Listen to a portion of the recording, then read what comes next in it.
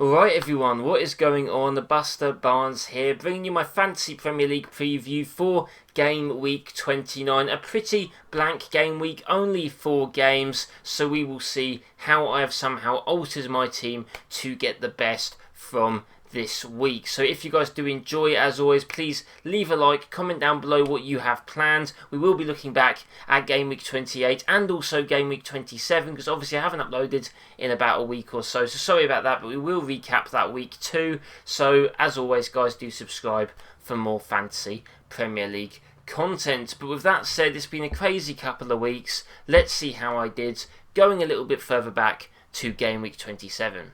Okay, so just a quick little recap guys, 92 points, average was 60, pretty good stuff. Martinez, Kufau coming up strong, Foden and Gundogan doing well as well with the 10 points of Fernandes, and we did captain the right man, Harry Kane, 19 points, and yeah, you can't get much better than that. Even with a few blanks, that captaincy point really did set me out from the rest, and it really did boost my ranking, going 32 points clear of average. If you look at the games, these are what happened. A bit disappointing with the Leeds and Chelsea result, as I did obviously bench my Leeds players. Would have got maybe a couple of more points there. However, oh wait, sorry, no, wrong week. What am I talking about?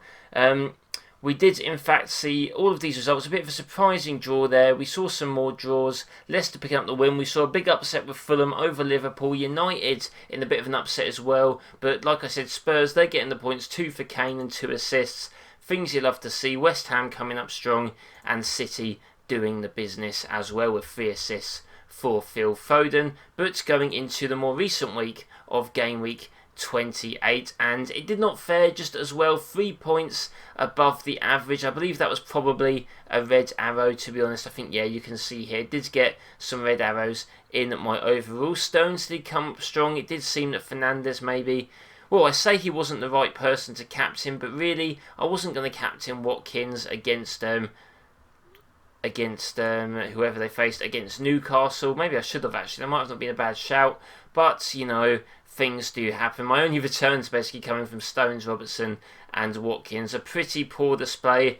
If I'd put Meslier in goal, maybe I would have seen a green arrow. Same with Struijk, as you know, Leeds did go 0-0 against Chelsea, which I don't think is a result that really anyone expected, to be honest, but this stuff does always happen in football. Leicester getting a big return, Arsenal maybe picking up a bit of a surprise, but besides that, yeah, pretty standard week for most. Liverpool actually getting back to winning ways, so fair enough to them. But guys, as you know, the big thing to talk about is Game Week 29, so let's get into what my team looks like. Okay, so a bit of a different looking team, and this team is still subject to change before the deadline on Friday, but I have used my Freehit. I was thinking about it, should I build to this week? Should I, use my Freehit this week, or should I save it for a future double? But guys, at the end of the day, I calculated how many, transfers I can make without taking the hit. I think I could have got to a maximum of about 8 players. I want to do 11, I'm being greedy, and there's better players that I think there were compared to the ones that I already had. So this is going to be my team, but it is a risk, it comes with a risk, because at the end of the day guys, only 4 fixtures, and I don't think that you can really call a lot of them. West Ham at home to Arsenal. West Ham just lost, Arsenal just won. Could that change? Possibly. Aston Villa, a good defensive team against Spurs. Mourinho doesn't usually like going to Villa Park as well, from what I remember as a Chelsea fan. Brighton and Newcastle could go either way. I'm hoping for a bit of a ball draw, and I'd like to see goals in Fulham and Leeds. So, it's a risk, but it's a risk that I am willing to take. Going for my team, I've gone with Sanchez in goal. I feel like Brighton surely have the most chance of a clean sheet. Maybe I'm mistaken, but I could really hope so, and that's why Veltman's in there. I've got Soufal, who could, get an attacking return against Arsenal. I've got Lascelles if I think it's going to be 0-0. But at the end of the day, I think I'm going to stick with Veltman. Dallas against Fulham. Not too sure if I think there could be a clean sheet. I think there could possibly be a clean sheet. However, Dallas also has been playing in midfield and can pick up an attacking return, which is more of the reason for him being in this team. Tierney against West Ham. Arsenal have a bit of form. They looked pretty good in their last win. Tierney has been probably one of their better players this season next to Saka. So I think if they're, Arsenal are going to put in a good performance against West Ham, I think someone like Tierney is going to be maybe at the forefront of that. But one thing about Spurs, which is a bit nervy, is that Heung-min Son is injured. I'm not sure if he's been confirmed to be available for the game or not. Don't know if it sounded like it when I did hear about the injury. So I have got Gareth Bale. I'm thinking if Son doesn't start, he surely will. He's been doing alright recently. Hopefully we can see that continue. Souček, he's a bit of a risky one because he obviously does sit deeper, but he has scored quite a few headers recently, and I could see him I don't know why, I could just see him scoring against Arsenal. Trossard's always a decent player for Brighton. I could see them getting a 1 or 2-0 against Newcastle with Lookman as well. I do see goals in the Leeds and Fulham game, and he has been probably Fulham's best player this season. There might be a defender, but I mean, when I've watched them, he's always looked electric.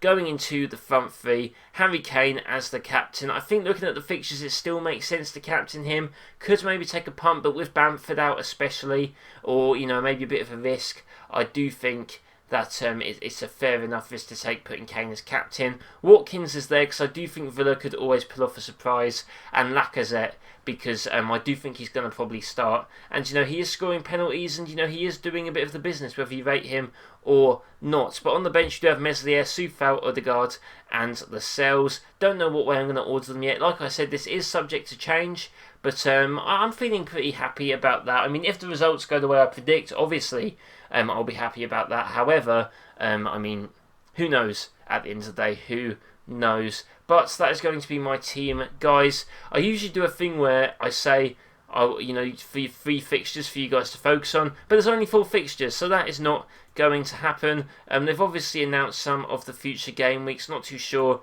when there's meant to be a double game week next. They haven't really announced. But after this week, it will be an international break, so a pretty big gap for FPL. So this is going to be the last week. Let's hope that this week before the international break ends in a green arrow. But with that said, guys, I do hope you enjoyed. Check out my review of this game week after it does finish as well, so do be sure to leave a like and subscribe for that. Obviously I took a little bit of a break, but I am back now with the Chelsea videos, with the West Ham career modes, with the Fantasy Premier League, so do stick around. I hope you guys all have a nice day, a nice international break as well, and I'll see you next time.